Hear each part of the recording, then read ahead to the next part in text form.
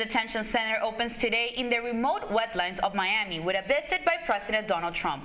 It is expected to house up to 5,000 migrants awaiting deportation. Caplin News reporter Valentina Gaspari tells us more from the Everglades.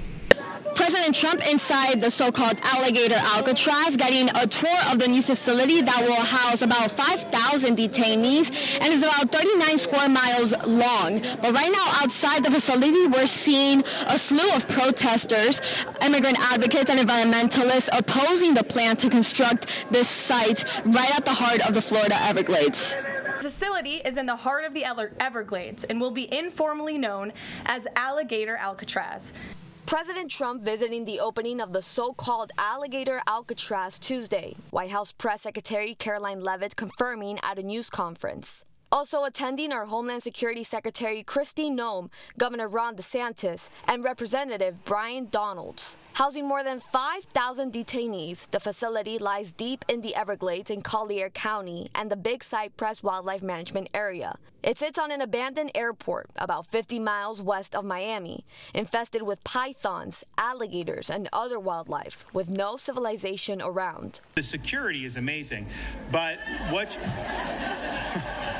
natural and otherwise. Trailers and trucks taking over the area in preparation for the first detained migrants to arrive. The Department of Homeland Security posting this AI-generated photo on X of alligators wearing hats that spell out ICE. This, all part of Trump's mass deportation agenda. We would not have agreed to do it at that site if I thought that somehow it was going to negatively impact all the great work we've done on improving and restoring the Everglades. But protesters think otherwise. Native Americans, immigrant advocates, and politicians saying they oppose the plan. As taxpayers, we've invested in the Everglades, right, in restoring this flow, in clean water, right? So for those of us in South Florida, we depend on this clean water, we depend on this ecosystem. Environmental group Friends of the Everglades filing a lawsuit Friday in efforts to halt the construction of the facility, saying that federal and state agencies violated laws and that the facility will cause damage to the environment and nearby species. They're using sacred land for such a sinister and vile, end goal, which is not okay. This facility is set to cost around $450 million a year, and FEMA is said to be paying some of it.